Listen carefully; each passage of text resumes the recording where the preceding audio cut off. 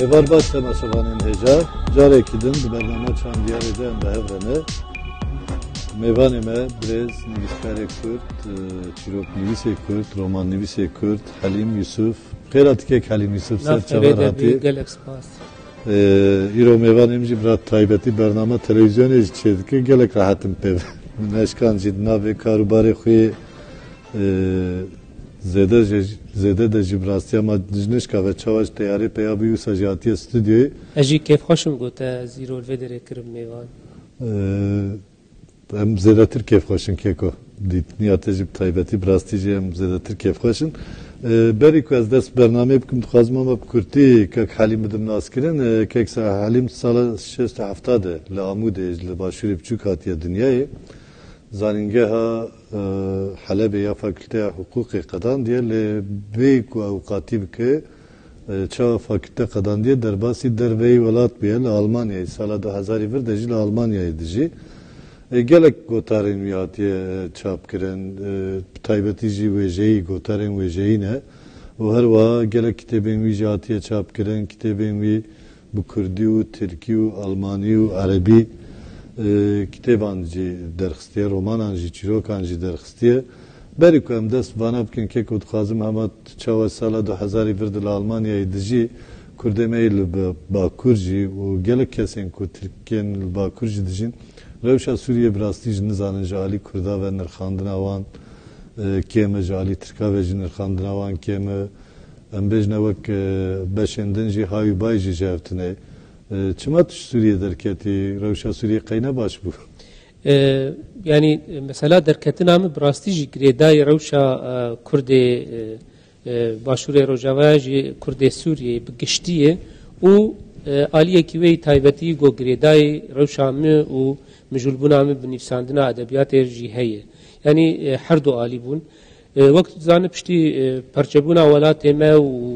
û hilweşandina împaratoriya Osmanî li vê derê ew sînor çêbûn û Sûriye û Tirkiye çêbûn ji wî çaxê heta roja îro beşek ji Kurda hejmarek ji Kurda li hundir sînorê Sûriye de dijîn. Hejmara wan wek hejmara Kurdê her derê merov nizane çi qasene lê tê texmînkirin got navbera 2 milyon û 3 milyon Kurd îro li ser xaka di hundir sînorê Sûriye de dijîn. Ji roja got dewleta Sûriye çêbûyê heta roja îro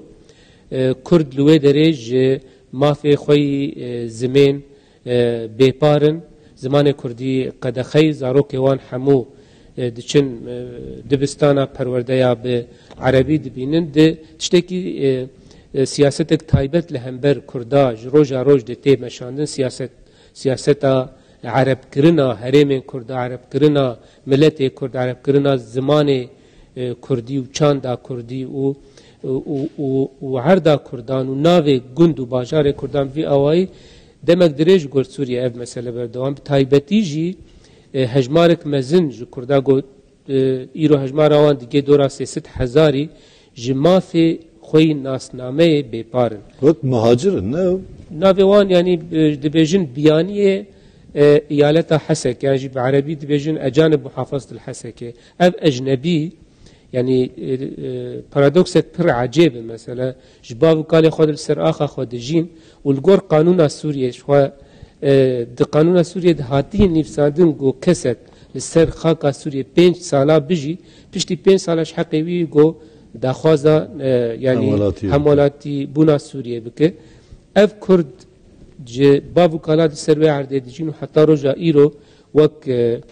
biyaniyan wek xerîba li wê derê dijîn ji xwe nasnama kwanî sor jî heye berê nikarîbûn li û têla bi şevrazana bêyî got erêkirinê ji derdorên muxaberata û emnî van tiştê wa bi vî awayî yani Kurd bi her awayî bi ji yani zimanê Kurdî, çanda Kurdî, hebûna Kurda bi vê siyaseta şofinîst ya dewleta Sûriye hatine dorpêçkirin. Ev aliyê giştiyê ê ji bo Kurdan yani Kurdê Sûriye û rewşa wan aliyekî din jî hebû got mijûlbûna me bi mesela wêjeyê û edebiyatê ji biçûkanî de خبر يعني بلكي تصادف بو تشبو نزانم كسك مالباتا ما گو نویسکاریه جی بکب ادبیات مجول براستی تنبون لی مخودید کو کیفامن چیروکا و رومانا وان مسلارته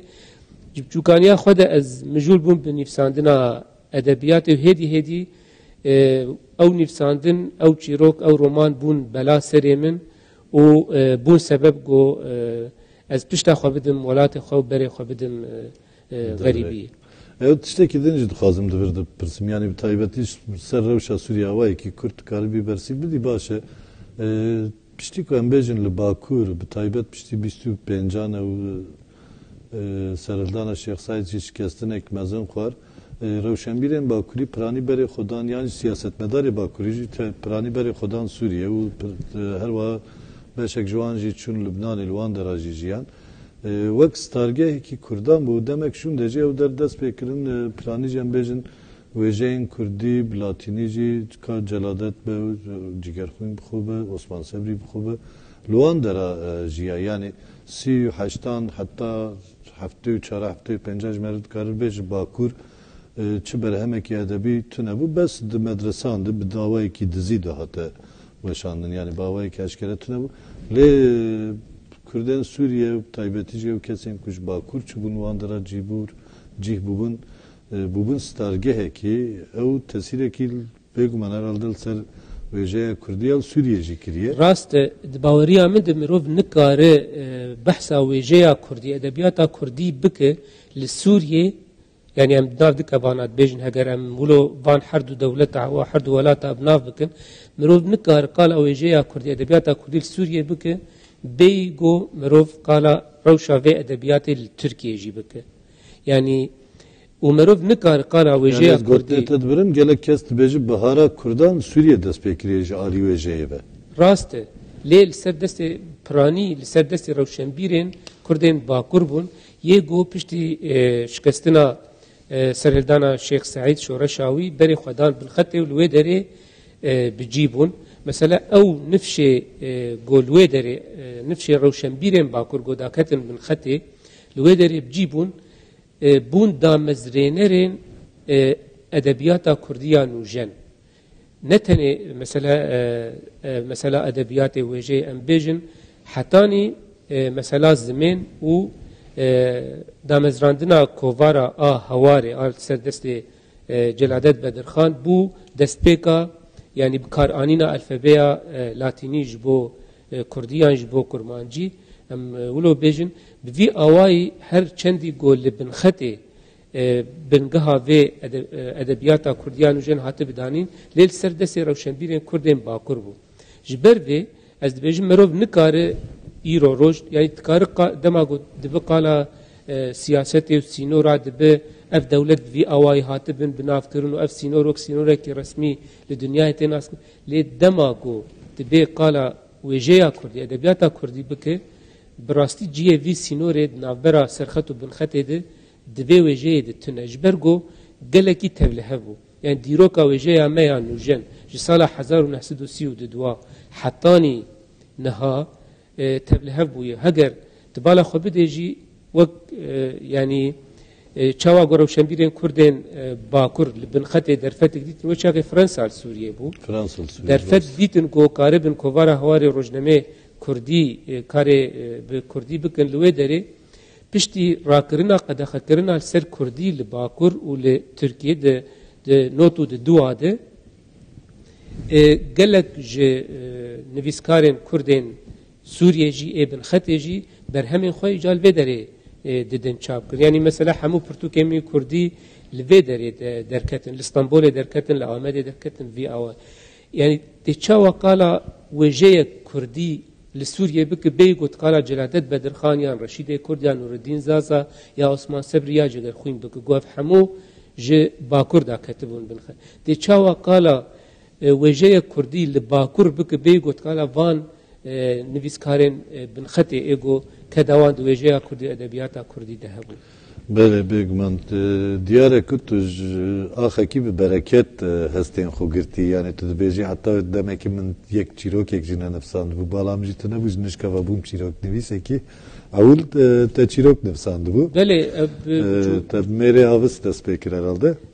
وقت پرتوک اره وقت پرتوک نفساند نه چیروک بری و گله کی لدبستان نزانم چاوا داویاگو خلاص کرن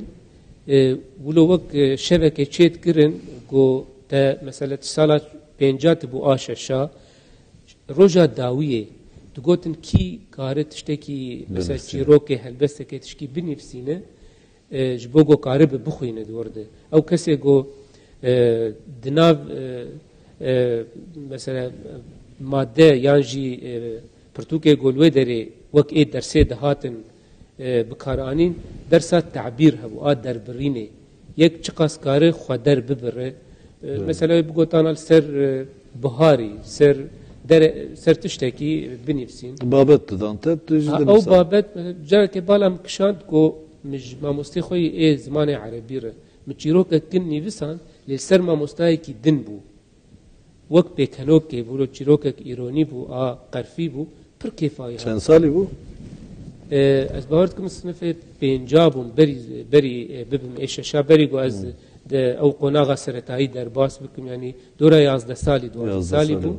پر کفای هات گو باشه به چیروکه روجا داویت بخوی لی ناو ماموسته دوی تنبش بو عاجز نبه مخوند او قاس کیفوان ماموسته هات و دکنیا من ناس کر گو نویس دما گو لسر رو پل یعنی درد کوي ته ناس کرن د بګوتن او ته بهستن کو هرتنه کې بوان خلک در دورا مرور چه د کولو باندوره کولو بالوان گله کې دکشینه جبرولوژی برواجی حواله منو هم تمنه من یگود ادبیات کار دکن حماب هلبست دست بکر لبراسی نزانم چاوا چیروک دست بکر و ساجی دوام کرد تب چیروکی دست بکر لبارد کم اول چیروکین تب عربی هاتن چاپ کرن اره من شخوا از yani Özber taybetmendiye Suriye bu bu ya Özber zamanı perverde bu sedem çi bu mesela şخوا zamanı perverde ye bitene Arabi bu ve mecbur bun hamu Arabi بخوینن و بنفسین هین ببن لدبستانا باب من و دیامن حتانی روجا داوید عمر خواه بتنه زمان گل سر روی عرد جوان زمان سر روی عرده گوزانی بون کردی بون یعنی نه باب من دیامن به عربی نزانی بون لمال زمان ما کردی بو و لدبستان عربی بو جبون نفساندنا چیرو که تزانه زمان پرورده چه به او بهتر لپیشت کرده هولدان منی دست که به کردی هبون چوکانی لجهلا زمین ده کردی هم این نویسکی پر قلس بو یعنی ما کردی خبر ده لی برهمین کردی برده سیمتنه بون گوان بخوین جبرولوژی پرتوکا من اول جی به زمان عربی در کت نوتو یکی ده میری آوس مل شامه دا چاپ کرن او زمان عربی در کت و برهم منی کردی یعنی وقت بید لبرسیه مابون و از لبنده بوم گوزکارم کردیا خوی نویسکی جی بگینم آستا عربی گوزکارم جیروکک هنکی خوشک یعنی و دا آستا تبلند پیشکش بکم و از روژا اول دجی ولو متم تشتک بالا مدبو اگر گو از برهمه که بدم چاپ کرن جیروککی یان دوید آستا که بلند دبه یعنی لگور پیوانین گو از جه ادبیات جه وجه فهم دکم یان جی دوی از وی برهمی چاپ نکم در نخم و جبر ویجی یعنی من چیرو که خوی عربی دست به که چاپ کرم و ای کردی جی مهشتن حتانی گو کردیامی نویسکی گیاوی آستا گو ایدی کت و آستا عربی گو از به دنویسینم دست به کر برهمی خوی کردی جی مه گلک انسان ما کبراستی چیروک دنفسینن د برهمین خوی اول د زوب در ناکبن پیش لیم خوب باش تی بیرامن د 980 جار اول رو برو د 100 سالی روزنامه‌گری کردی د موجودید لبری 970 باورد کم میره آوس وشانخانه آوس تایید میری راناز 906 وشانخانه آوس تایید کرد 906 بو ولی میره آوس 9 مری آویز نوت یکی عربی درکت شامه درکت لسوریه دورا کردیایش لبر درکت کردیایش نوتو هفته درکت ایکو من عول خونده بو مری آویز بو yani beri meri rana zenci dura mı khand yani ev beri çatı bu çap kirin usad biramdı bay le ve gavej mesela taybetmendi ki çiroken tabu ve van çiroken hatta ve deme me khonde bu brastici jiyana rojane ya kurda bu em bejin çiroke tekoşina kurda bu begman ete de tekoşine ama taybetmendiyen dince ve taybetmendiye hoş kudigre çiroken tay dura romanın te de jivana tkhuye ama begman ben ser romanji serve kiş bax ama em bejin prani çiroken kurda ku hatta ve roji Osman Sabrici çirok nefsandi em bejin Celalet Bedirxanji nefsandi piştraji em bejin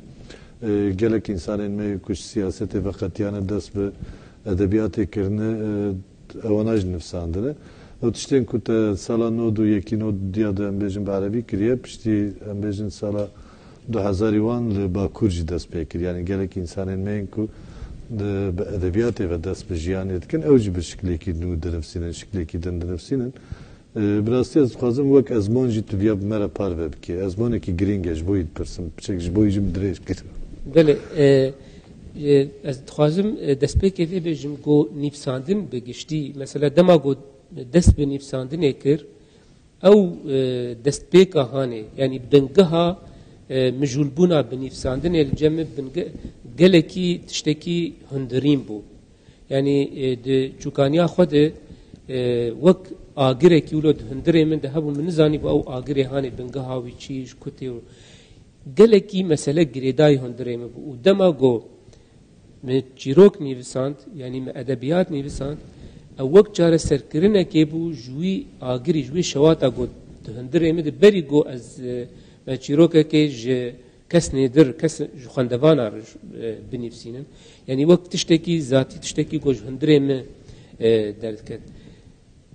nîvsandin bi vî awayî bû dema got mesele hat ser midît hêdî hêdî min bala xwedayê got ew hestên me ew şewata di hundirê min de dema got dikeve formê çîrokê de dikeve formê romanê de bi awayekî wek pexşan yanî tê nîvsandin ne wek helbest bêtir ez rehet dibim yanî ez bêtir xwe têr dibînim ve min jî tiştê got min kir ew bû got me wek çawa avek hebe got cihokê tu axêj ber bide alî ji bo ew av biherike ew çûnamê çîrokê wek çêkirina wê cihoka hanê bû got min rê li ber hestê xwe vekir wî awayê hanê çû îca mesela Kurda ji ber got ez yek ji wê civakê di nav wê rewşa Kurda di nav wê de mezin bûm û min çîroka xwe digot çîroka şewata hundirê xwe digot di heman demê de dibû çîroka şewata hundirê her Kurdî li her derê ji ber got dema got bingeha yanî wêjeyê bingeha edebiyatê çavkaniya wê ji dil be yan ji êşekê wilo resen be wê di baweriya min de ew edebiyat ew wêje kare bi xwe bigîne dilê bi rehetî xwe derbasî dilê xwendevan jî be derbasî dilê kesê got wê edebiyatê dixwînî jî bibe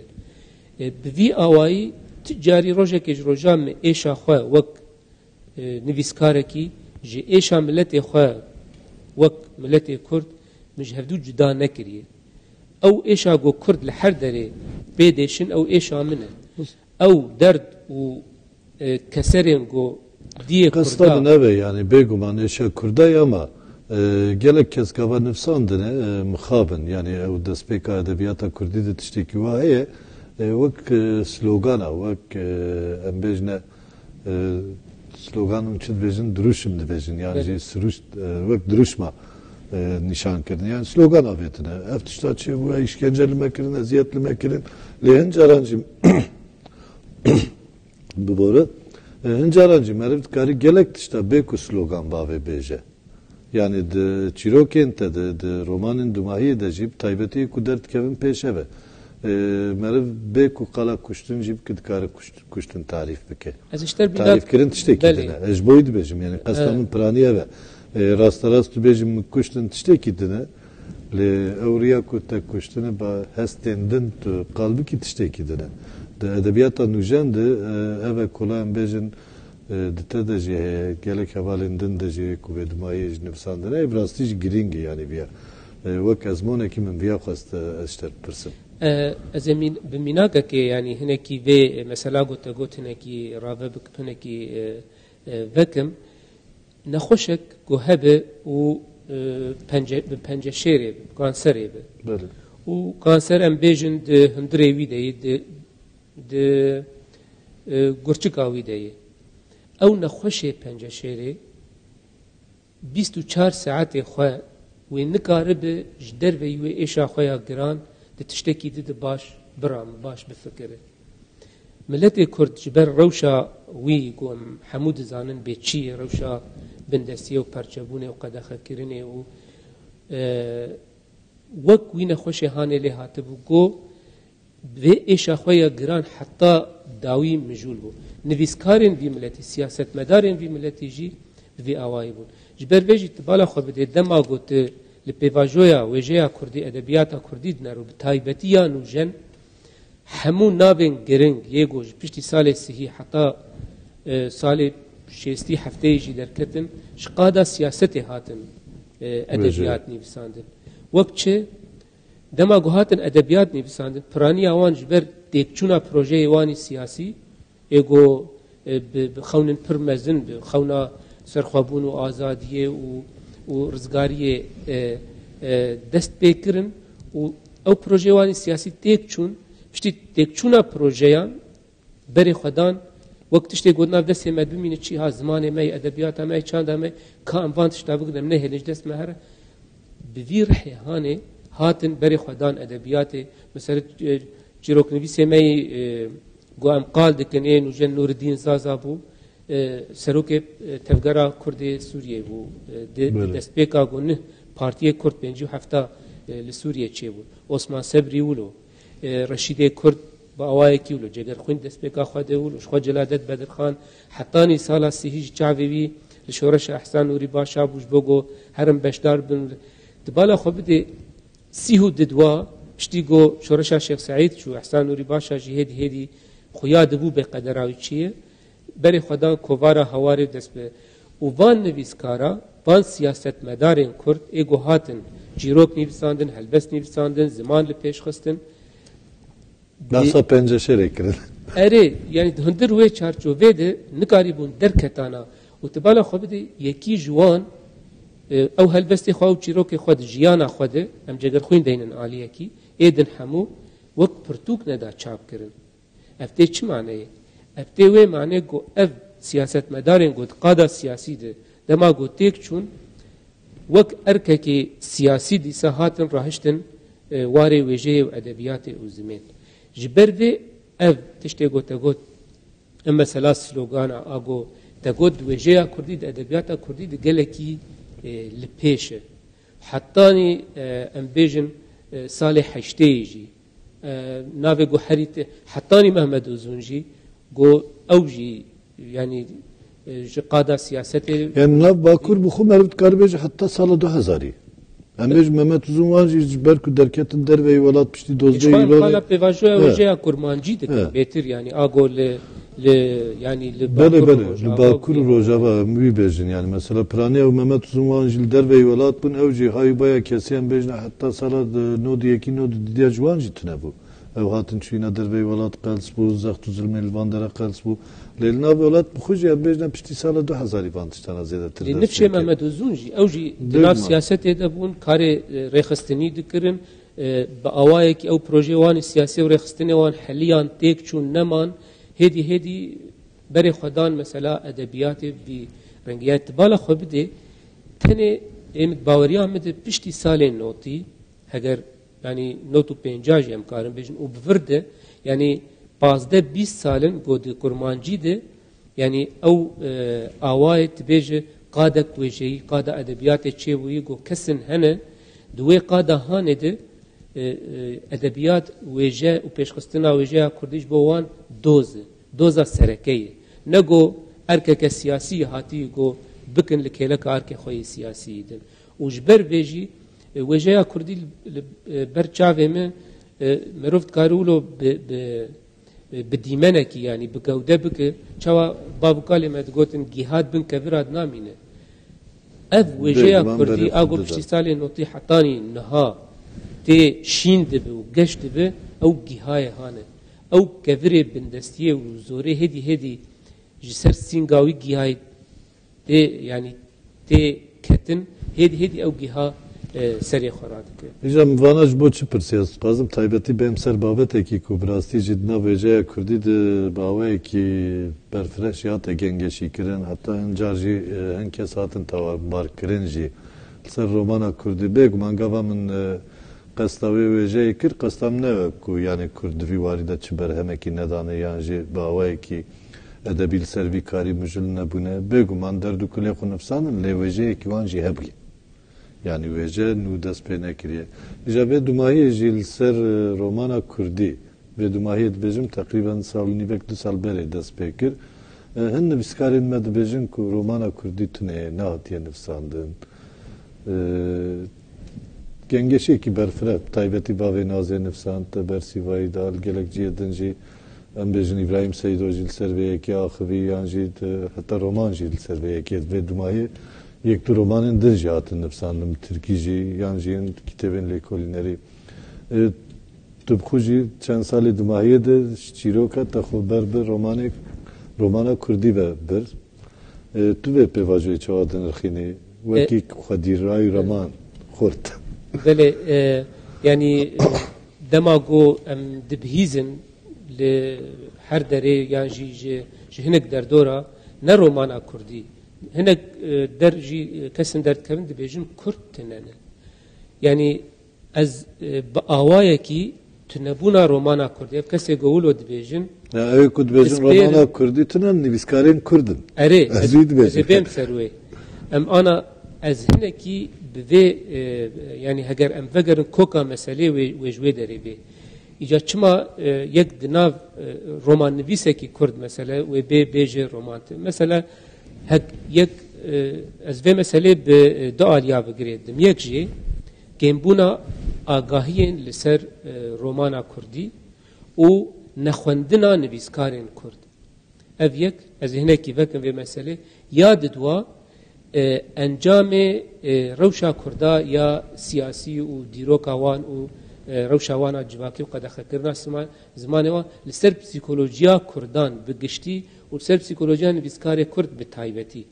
ام بین سر خالا یکی یاگو مگود یعنی دما گوت پیواژویا رومانا کردی بنارد و امی وگرن سال سیهی یعنی بکیمانی عمری و رومانه 8 سال در باس بویه لسر یکم رومانا کردی گو همو لکولینرین کرد لسر لحف دکن گو سال ام بیجن شوانه کرمان جاوک رومانا عربی شمو اگر کردیا یکم هگر شتک بریوه ام نحسبینه رومانا گو عمری 8 سال به از جوان نویسکارین هجاد پرسم وک باوی نازه برهم یعنی کتکارین رومانا کردیه گوت 8 سالی ده برهم دانه تو چما وان نابینه اف یک آد دوان گلک نویسکاری کرد هنه وجه کردی ناخوینن ادبیاتا کردی ناخوینن و هگر دخوینن جیب چاوه کی بچوچک لید نارن دبن باندورا زمان سردست داده و بچاوه وان بدوربین وان تین نزیکی ادبیات و وجه کردی دبن یعنی دبه مثلا باوی نازیب خوشی تقالا کر جوی دو گوتارا خوی دوادت برسفه جوی گوتنا خو وگریا گومه بستا مجی دیارده وک دیارده وک فنومن اف رومانتنه از بجیم وک دیارده وک فنومن جی هیه مروف دکار پرسیب وی آوائی وکه رومانا کردی چه آسته دیه لیدما تبیج رومانا کردی تنه دن حقیقه که هم الدیرو که هم النویسکاریا کردی دک هم yani jau berhemen kuan evak roman nahasbin dibejin ev biraninen dibejin ev şujan u azare kurdan efsandene vak roman ne efsandene bera kerem bikin bejmer bejin be roman çiye eğer dibejin ne roman bera kerem bikin bejin be roman çiye bogu em zanibin ev yek aliye din ye geleki giring go yani xaber yekser greday aliye psikolojik meseleye yani çi bi Kurdî binivîsîne yani berê digotin romana mesela edebiyata Kurdî tune romana Kurdî tune wextê got tiştek li meydanê tune bû piştî got romanên Kurdî derke edebiyata Kurdî derdikeve li ber çavê van kesan ji ber yani di hişmendiya wan de paşxaneya wan de dema gotên li vê qadê dinarin ev qada gunavê wêjeya Kurdî edebiyata Kurdî berhemên Kurdî di hişmendiya wan de ev zimanê hanê zimanekî seqet e zimanekî biçûçik e zimanekî kêm e zimanekî ji roja roj di qedexeyê zimanekî got tenê mayê ê gunda û ê kal û pîra zimanekî bêkêr e zimanekî got kêra tiştekî nayê heger kêra tiştekî jî bê wê tiştekî ne sewiya van berhemê got zimanê din tê nîvsandin yani dema got vê hişmendiyê vê psîkolojiyê bê nêzîkî vê edebiyatê bibe ez bawer dikim tê dîtinê bi vî rengî bibêje yani ev dîtinên got tên gotin pirsgirêka van nivîskara va xwediyê van dîtina bixwe ye problem li cem wan e problem ne di romana Kurdî de ye romana Kurdî di van 15-20 salê dawiyê de şaxê xweberdan her derê û di astekê tên nîvsandin got ne kêmî asta romanên got zimanê de tên nîvsandin yani tu wek roman nivîsekî Kurd nivîskarekî Kurd ku bi rastî jî di dîroka wêjeya nûjenya Kurda de jî ciyê xwe girtiye yani ne wek pestê te dim dibêjim rastiyekî dibêjim bi rastî jî tu romana Kurdî di çi astê dibînin niha lê hinek kes em bêjne ku romana Kurdî bi romana Rûsî vetînin hemberî hev yani jî romana Tirkî romana Rûsî ve İngilîzî vetînin hember hev di vî warî de bi rastî ciyê romana Kurdî çi ye baş ez dixwazim di tişta ji nav yek jê hejmar ya di dua asta hunerî eger em ser hejmarê bêjim ez ê di mînakê wilo bilez bêjim sala 2010 demek kinim melpeyê xwe hişt hinek nivîs derketin ser pirtûkên Kurdiyê kurmancî duh nivîsek mesela diyarnamê dimixwend 100 pirtûkên kurmancî îsal 2010 derketin ez li Almanya dijîm kovarek bi navê bûşa yani pirtûk heye دوی کووارê dijî di heman demê de gotarek heye li ser hejmara pirtûkên gol bi zimanê Almanî derketin dikêje 80,000 pirtûk 2010 de 80,000 pirtûk bi zimanê Almanî derdikevin salekê de 100 pirtûk bi kurmancî derdikeve eger got mesele hejmar be û tu bide hember hev ew tiştekê dikarî îca qala rewşa Kurda siyasî û van qestan ne hejmarê bêguma baş e eger gotu qala asta hunerî ya romanê dike di baweriya min di wek kesekî got ez hemû romanê Kurdî li gor imkanê xwe dibe yek di doj filîtî bin ji ber destê binegiyabin min lê ez bawer dikim di van 10-15 salên dawiyê de romana Kurdî riya xwe dîtiye hêdî hêdî ber bi geşbûnê de ber bi firehbûnê de ber bi bilindbûnê de diçe û îro roj romanên Kurdî di nav destê me de hene li gor xwendina min li gor pîvanê min ji û fêmkirina min ji edebiyatê got me emrê xwe vê meselê diqedandiye asta van romana nekêmî asta romanên got bi Tirkî tên nîvsandin bi Almanî tên nîvsandin Fransî tên nîvsandin ya jî bi Erebî tên nîvsandin di asta hunerî de romanên rast dibe mînak kêm bin dibe sînor bin ji hêla hejmarê de lê ji hêla asta hunerî de nivîskarên Kurd van 10-15 salê dawî karî bûn ew qonaxên qedexekirinê û tinebûnê li dor xwe bihêlin mesela li Bakur ez bêjim nivîskarên gonha dinivîsîn û xortin û hîn romanek di romanê wan hene di riya Tirkî re edebiyata dunyayê û edebiyata Tirkî naskirin lê ew naskirina bi zimanê serdesta xizin xizmeta edebiyata Kurdî me jî li Sûriye ve Erebî xwen hemû zanîn û agahiyên derbarê roman û wêjeyê digot me bi Erebî xwendibûn ji bo got ez karim romanek Kurdî da asteke bilind binivîsim me ew imkan hemû bikar anîn yani di baweriya me de ez xweşbînim ji alî yani wêjeya Kurdî taybetî jî romana Kurdî got nivîskarên Kurd karibin و ازمونا الپیشیا خو باش بکار بینن و وان زمان سردستان گو ده صد سالان زمان ما قد خکرن بزوره زمان ما قد خکرن کرن زمان ما پرورده ام دکارن وان قونا غالدو خو بهرن و شونا گو اف زمان سردستا به چکک گو زمان ما تنبک ام وی زمانی بکن چکک جبوگو ام کاربن ادبیات خو وجه خو چیروکا خو هلبستا خو رومان خو بپیش ببن داسته که بلند و جیه کی دناب وجه جهان دجوی رومان رجوی چیروک رجوی هلبستی ببین Tam devir de xwazim dîsa bêm ser babetekî cuda rexnegirî û wêjeya Kurdî. Qasî ku ez pê dizanim berî bername jî me xeber dabû, ew bername te ku nêzîkî 10 sal de televizyonê de tê weşandin, ev Dumayê jî Roj TV'ye de tê weşandin, gava sêyemîn. Destpêkê de wek bernameyekî rexnegirî tu fikiriye, lê dûra jî vegeriya bû bernameyekî nivîskaran û nasandina berhemên nivîskaran. Em wî jî bi hev re qise bikim rastî ji biaxivin. Rexnegiriya wêjeya Kurdî di çi hastî de ye, bi rastî jî heye tunê ew tiştekî dine. Lê meriv dikaribêje di wêjeya Kurdî de bi taybetî rexnegiriya wêjeyî gelek kêm e yan jî qet tunê. Belê destpêkê bername ez xwazim çend gotina ser bêjim, bername navê gava sêyemîn e. Yani dema goz derketim derveyî welêt derfet çêbû yani televizyonên Kurdî derve hebûn derfet çêbû got karekî bi Kurdî ez bikim û wê çavê jî me ji Mezopotamya dest pê kir û Medya TV hebû vê dawê jî Roj TV de dewam dike derfet çêbû got Kurdî ye kar bikim min jî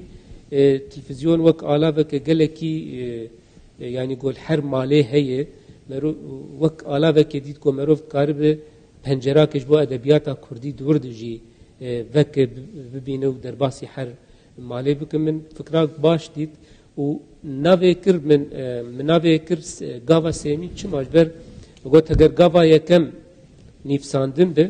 گاوا ددوا و خواندن به گاوا سیاجی و نرخاندن به رخ نکرن به به مبستا گو گاوا سیمین به برنامه رخنکرین و نرخاندنا برهمین ادبیات کردی می دست بوی برنامه کرد و برنامه اف 10 سال لپی خواشتن حتی نها دوام ده تجبر چجبر از حسیامک والابونه که هی دوی واریده پرتوکه کردی درد کهون نه روزنامه کردی یعنی جیه کی جر وقت قطینن نه تلویزیون کردی جیه کی جر وقت قطینن نه کس دبهیزه یعنی پرتوکه به خودی سیوی و ها درد کهون نکست خوینه نکست لی خودی درد کهون نتی ورگراند نتی بلاف کرن باش چه بردست مهیم مدید کو اف یعنی درفتک باشش بود داناسینا پرتوکا کردی جبر مدید والای دوی واره نرخاندنه ده هیم گوت امیوه برنامه وی آوایی چیکن فکرات سر امده نبوی آوایی بوتا گو جیب آوایی کی رخنگیری براستی متخواست گو هر برنامه رخنگری که ادبیات حاضر به خودیه برهمه حاضر به و مروفت کاربل سروه برهمه دریا نرخاندن وی رخنگری گل استودیو آماده به مروفت کاربه سروه برهمه راوست شیرو بکه جبر والایات وی وارده و تنبونا رخنگرین سپور گو کاربن برهمه ادبیات کردی بشوپین و بنرخینن مجبور مان گو تنه بنویسکار برهمه ر سر برهماوی yani pırsa bükün و رخنه bükün و نرخاندنان bükün برنامجی کت و چارچوبه هانیده از تنش بر رخنگریا کردیت خوازم تگو هیت نیولو yani babeteki giringe brasti veje be rexnegirici peş nakebe yani yek veje peş vedbe yek veje brasti digine asteki bilind ne tani rayamne raya gelek kesin kulser veje dxabtin rayavan ekur rexne peş vedbe lilbame kurda rexne pçek çöt defam kirin rexne ve çert defam kirin rast yani hineki rexne ez bawer dikim vek zanist vek yani alave şiro vekirine libame nae fem kirin yani libame rexne kirin tane got diji keseki nurxandin am bike ya işte haber ajin kar ki tu yaraş bike ev بوی آوای رخنه کرن یعنی بگشتی دناف جواکه دته ناس کرن لی کم زیده یعنی دناف کردی دجی مثلا کسن هنه گو بوی آلی و مجولن گوتارن رخنهی نابرا هر دمکی ام دخوینن دبین دریا داناسینا پرتوکال لی لگور بر همه گوته چاپ کرن اب هولدانن وان یعنی رخنه گران کسین گودوار رخنه ده پر کم دمینن از بیجم با آوائه که مروف دکاره بهنا رخنه بکی یعنی جبو وجه کردی لی او بیواجو او هین یعنی باش نهاتی آوا کرن گو امکاربن مثلا حتی نها ده کردی ده او بتایبتی جی ده کرمانجی بر همه رخنگری بلکی جه پنج برهما یا جه برهمه کی دوا درباس نبن گوهاتنه چاکرن اتنه دواره رخنه او جه گوتار رخنهی جدا بن یعنی او پسپوریا دواره رخنگریا کردی ده جبر گوتنه زرارک مزن گیاندیه ادبیات کردی وجه کردی جی با آوائه کی گو قادا وجهی وهابوی گو هر کس دنیویسینن و کس نزانه به کی چه و چه آسته ده دنیویسینن که هم ben ser ve civinaoya ku dumayı sala çune am dben dumayı de sala çune irodayı da speka sali biz bence maha yazda da bavartkim parlamento yani viskaran mukhabın Türkiye organizasyonu ki avkas mezin gelek kez başlar bu deng ne da lilurji gotarek te taybet bul ser ve jeo coğrafya taybetijil ser تاثیر سینورل سر وجه کردی کو مروف کردا به سینور جی نکاره به حسبینه مخابن سینور و تیل و مین و ماین هر دایم دناوان ده چه بویه ناف کردا به خود جی چه بویه هم قلاوه پارلمانتو yani viskaran بکن جبر کو نای زانین و نهات بیستن بلکی بخیره برنامه چند کس ادن جی مجاره کی وا گرینگ آگادار بن براستی او خباتا چه دست بکر و تایبتی جد خواستم سر گوتاره تراواستیم گوتاره کی گلک گرینگه و جاری و جیجی گوتاره کی خورد برایم بله دست بکش با او پارلمانان بیسکارن اروپای اف سال 2070 فکر کلاس باور دکم ده هفدیتنا ساراماگو و اورهان پاموک ده چیبو هر دو خلات گری ویجه نوبله فکر کوها چه ببوجی و سال 2010 اف فکر هانه گو کاربن فکروان وی اوایی بو کاربن هجمارک مزنج نویسکاران همو ولاتن اروپا الهفدو بجوینن دل دبرکه گو وک پایتختا چانده یا اروپا گو ایسال استانبول بو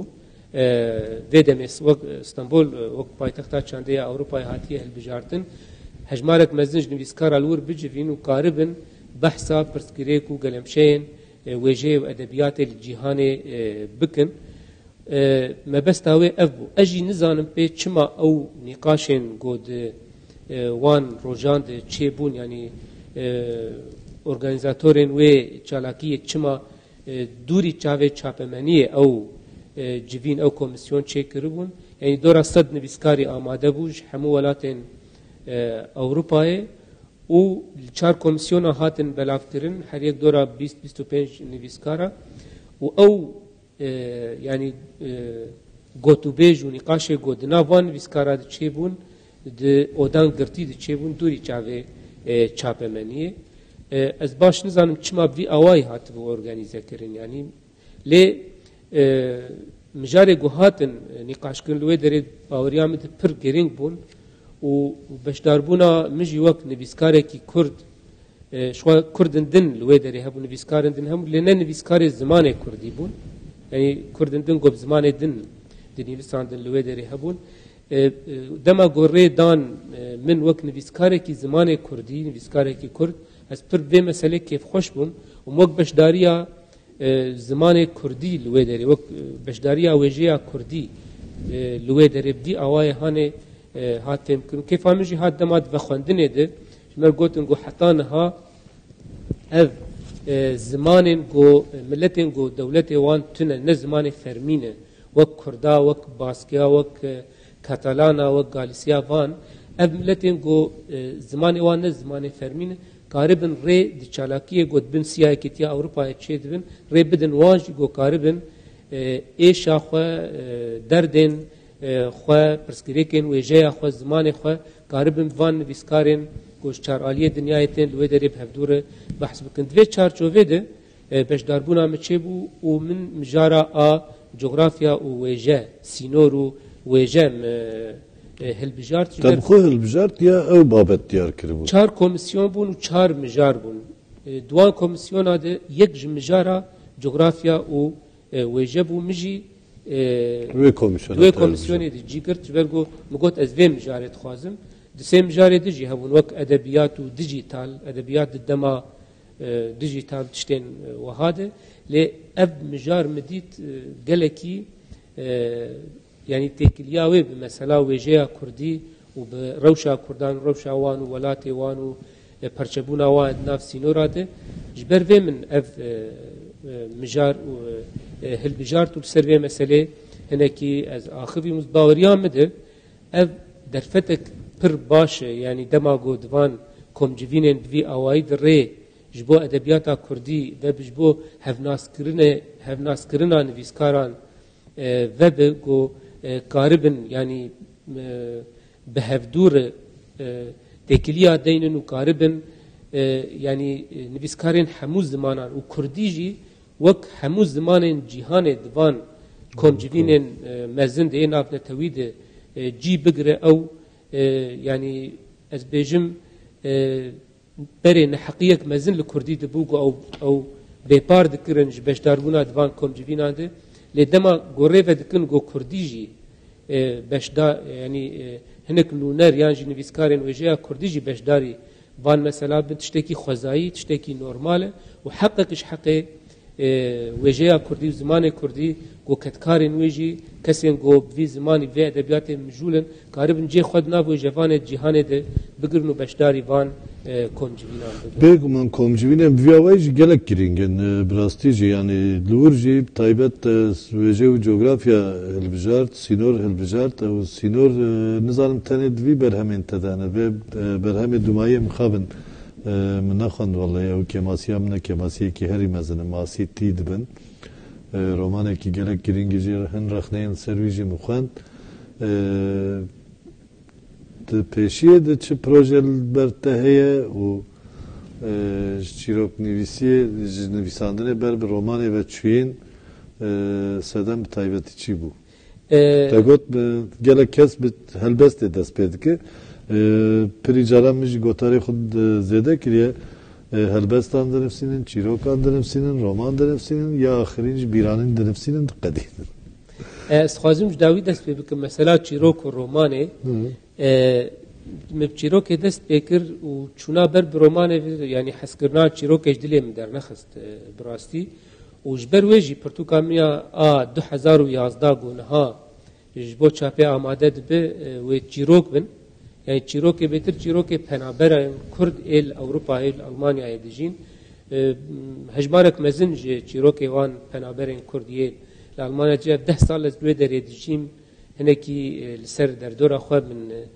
nivîsand ve berhemamî nû çîrok bin ne roman ve mesela sînor ez bawer nakim rojekê ji rojan got berhemek min roman bin ya çîrok bi derkeve bêyî got mijara sînor tê de hebe ji ber ku yani hebûna sînor wek dikarî bêje beşek ji yani stûnekî ji stûnê hebûna me bixwe dema em qala xwe dikin divê em qala sînor jî bikin yani çawa mesela heger em bêjin laşê me roj ji hestî û çerm û xwîneyê dema tu qala wêjeya Kurdî jî bike laşê wê yek ji elementên got laşê wê de cî digirin sînor e ji ber wilo tu nikarî qala wêjeya Kurdî bike bê got qala sînora bike koçberî jî qasî cî digire koçberî jî gerek girîngî de edebiyata Kurdî de koçberî bingeha xwe de mane derbaskerina sînor derketina derveyî sînorê welêt e rast yani têkiliya koçberiyê û sînora wêjeya Kurdî ew qasî merov dikarî bêje bê yek mijar ji xwe tu nikarî wan ji hevdû cuda bike Taybet etxazım ser wergerê jî baxivim werger jî pirsmana Tirkiye pirsgirêkê me heye min bixwe zêdeyî ser wergerê ve bijûl bûm gelek gotarêm jî pirî caran dibêjim wek kitêb bikim golayê gotar ji xwe hatine nivsandin û hatine xwendin carekî din hewcê nakim merivana wek kitêb bike yan ji lêkolînên heyî jî meriv dikar binivîsîne lê min xwe bi wergerê ve êşand yani Pirtûkên Tirkî mi wergerand Kurdî yên Kurdî mi wergerand Tirkî. Lêgava min Tirkî wergerand Kurdî çi êrişek nehat min. Lê her yek kitêbekî mi wergerand Tirkî ya ku Kurdî hatiye nivsandin êrişên ecêb hat. Wey Kurd çima ji xwe Tirkî dinivîsînin yek berhemek bi Tirkî hatiye nivsandin Kurdî hatiye nivsandin tu jî wî jî werdigerînî Tirkî. Ête jî gelek zimanan ve hatiye wergerandin ve dumahiyê de jî masîtî dibin bi Tirkî jî derket wek romanekî de evrenselê derket. Tirsa bêdiran bû. Bigman bipirse tirsa bêdiran bû di nav weşanên evrenselê derket tirsa bêdiran bû. Tu werger çawa dinirxînî divê di wergerê de helwesta Kurda çi be? Em ez dibêjim yani wergera edebiyata Kurdî ji bo çi zimanî bi bera bibe pêdiviyeke wêjeya me ye. Ew yani taybetiyek van zimanê got Kurdî di nav wan de zimanê van dewletê got Kurdî di nav wan de hatiye qedexekirin de heye. Divê mirovê hesasiyeta Kurda li hember van zimana hinekî fêm bike. Çawa mesela wergera Erebî yan jî Tirkî yan jî Farsî ji bo Kurdî ez bixwe ne dijî wergera Kurdî min ji bo van zimana hemûwan û hersî ziman jî di nav de. Lê li vê derê tiştek heye. Merov karib pirsa ji kesên ku bi wergerê mijûl pirsê vî awayî bike. Çima heta niha wêjeya Kurdî maye bi sînorên Erebî û Farsî û Tirkî ve maye girêdan, maye sînorkirin. Çima van zimana tê sînorkirin ev 20 salên Kurda got li Ewropa li hemû welatên Ewropa bicî bûne Kurdên got gelekî baş bi Almanya dijîm ez zanim pê bi deha seda Kurd hene rojane li mehkemên penaberan li Almanyayê wergerê dikin bi pera lê yek berhema wêjeya Kurdî nehatî wergerandî bo zimanê Almanî yan ji bo İngilîzî yan ji bo Fransî Merov karî pirsekê wiha bike. Ew piçek jî daxwaza wî gelînin ne? Em bêjin ku Alman naxwazim dilxwazîkî wa tune mesela gava min kitêbên Kurdî wergeran Tirkî jî bi rastî li ser daxwaza wan çêbû yanî ne ku me bi dilê xwe wergeran divê daxwazek jî hebe? Ez bawer dikim mesele ji daxwazê bordetir e. Çawa ji daxwazê bordetir e mesele girêdayê statûya Kurda ya siyasî li cîhanê. Yani peyvek cegerxwîn heye helbestek wî wilo malikek wî pir kêfa mijêr tê divê çi qas welat bilind dibe ew qas ez jî bilind dibim ew çendî pak û rind dibe ew qas ez jî pak û rind dibim welat jî dema got tune be nasname jî dema got tune be tu jî nivîskarekî wî milletê got tune wî zimanê got tune wê nasnameya got tune be tê wê berhemê tê wêjeyê edebî jî ji bo tu kesî nebal kêş bin. Yani statuya Kurda ya siyasî di cîhanê de eger bi rengekî din ba ez bawer dikim û edebiyata Kurda jî hinekî bêtir bala Ewropiyan, bala Amerîkiyan, bala wan derdorên dezgeh û derdorên gotwarê wergerê mijûl wê bala wan bikişanda. Yani mesela ez bawer dikim yek ji sedemên bingehîn û ev ne slogan ez dibêjim got edebiyata Kurda nayê wergerandin tunebûna dewleta wan e. Ev yek jê ya di duwa yani tunebûna çavkaniyên dezgehên Kurdan yên wergerê û çavkaniyên finansekirinê ji bo vê meselê. Ya din jî ji ber ku yani Kurd duwarê piştgiriya edebiyatê de piştgiriya zimên de piştgiriya wergerê de merov dikarî bêje qelsin yan jî guh nadin vê meselê kes jî guh nade edebiyata wan جبرکو سوک ادبیات جیا ورگری جی مناو سوک بکار آنی بازار جی او بازار هانه جی دوی امکان جیر بین و قطاندن گودکاره به بفروشه بده قبول کرن به ادبیات ویجی ادبیات کردی من گوتاره که دیدم تن داوی برنامه صحبت چی هی نو گرم بو نکو ماتن داوی پیوا خوی داوی بقدر پیوا می داوی مگو ادبیات که بیجیه ادبیات که بیخودیه اگر خودیه و ادبیات هبن چه ببن کرد جولو بهستر ببن قوتر ببن و مزنتر ببن استراتیوانی سیاسی و جواکی هنه کی دم بگو هرتن و کاربن ادبیات خوشی پیش ببن و هیویم نه که انسانی وقتی گلک زیاده بنش بو که ادبیات کردی جی هری زیاده خود باز کم ادبیات ملت کی بکدا گلک کسان دوی بگو اما کسی